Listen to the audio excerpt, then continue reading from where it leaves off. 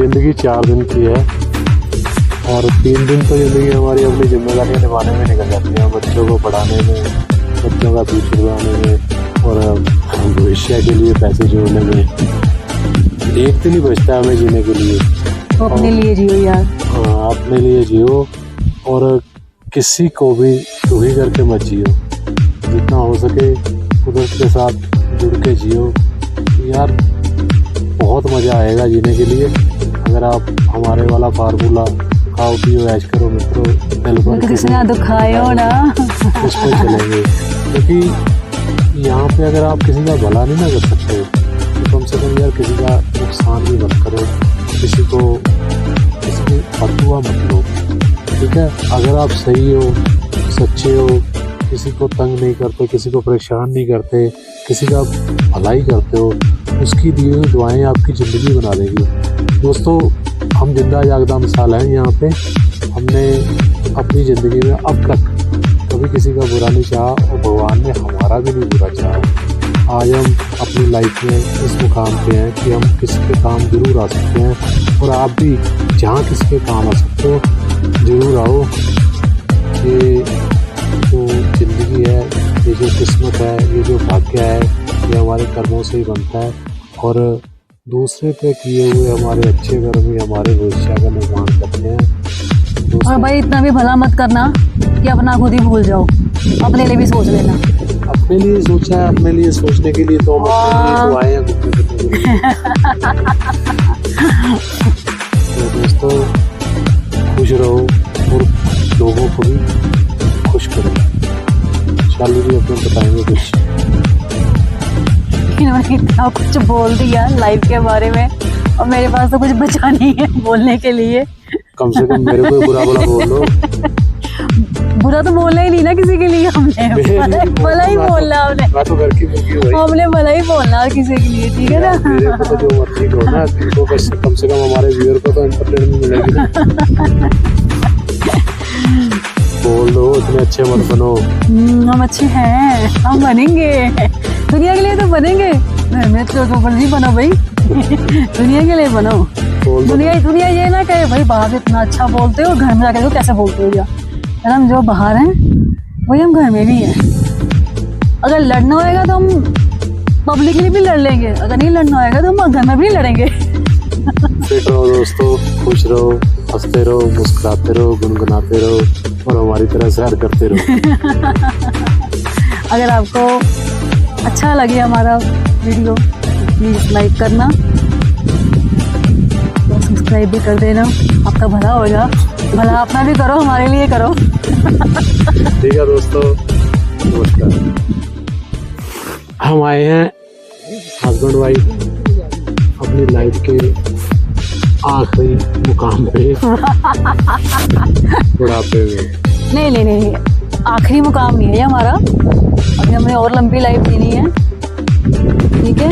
49, 53 हमने अपने बच्चों को +2 के बाद ही आज़ाद उठने के लिए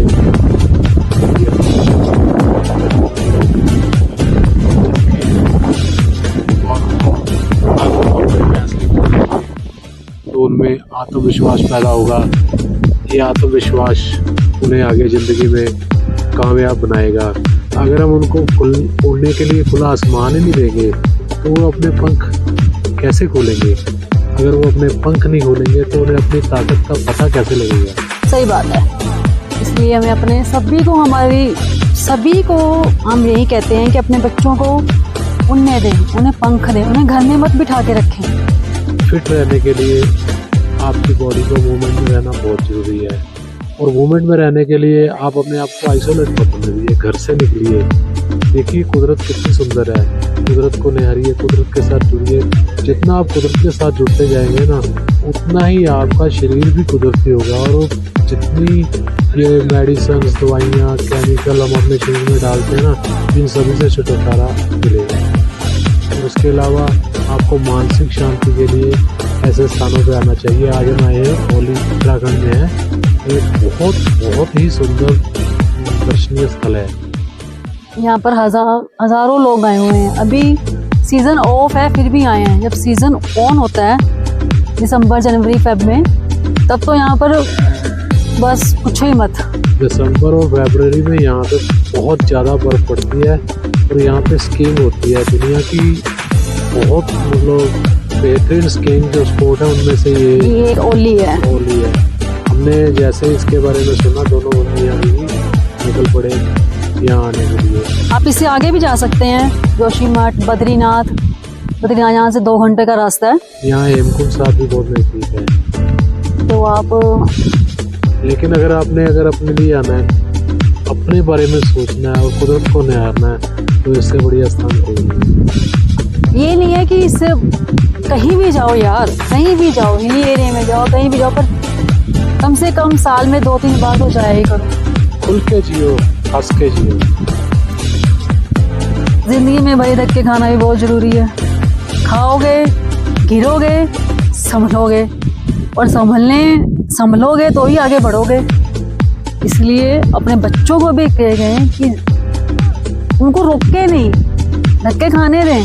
ये मत को पैम्पर चाइल्ड मत बनाओ उनको। हाँ ये नहीं बेटो क्या हो गया, कैसे हो गया। यार बच्चों को बाहर भेजते हो पढ़ने के लिए, उनको भी सीखना चाहिए। उनको भी अपनी लाइफ का डिसीजन, अपनी स्ट्रगल खुद करना चाहिए। उनके पीछे पीछे मत भागो, ठीक है।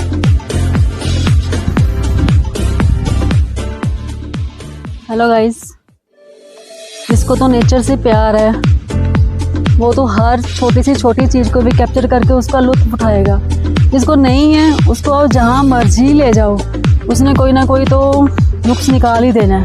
चाहे मुँह फुला के बैठे रहना, यार इतना चलना पड़ेगा, कहाँ जाएंगे हम, कितना दूर जाएंगे हम, मेरे से नहीं चला जाता, ठीक है ना।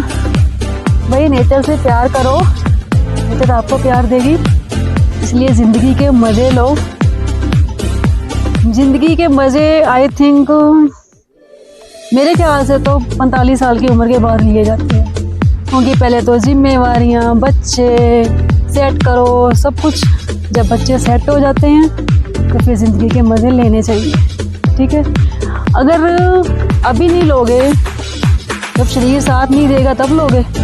तब हाथ में पैसा होएगा, उड़ाने को भी होएगा, और शरीर साथ ही नहीं देगा, क्या नज़ारों का यार मज़ा लोगे तुम। इसलिए जवानी ढलते ढलते, बुढ़ापा आते आते अपने इन नज़ारों का मज़ा लीजिए बस भी। जब भी हम हस्बैंड वाइफ फ्री होते हैं ना, जब भी हमें मौका मिलता है तो हम निकल पड़ते हैं। यार पता नहीं कब ज़िंदगी की गाड़ी रुक जाए। इसलिए अपनी यादों को फ़ोन में कैप्चर कर लो, ताकि जब भी आप फ्री बैठो अपनी यादों को देख सको और अपने आगे पीढ़ी को दिखा सको कि हम यहाँ घूमे थे, हम वहाँ घूमे थे, ठीक है। यार मज़े लिया करो। ये ज़िंदगी की जिम्मेवारियाँ तो कभी ख़त्म ही नहीं होएगी। कुछ समय अपने लिए भी निकाला करो।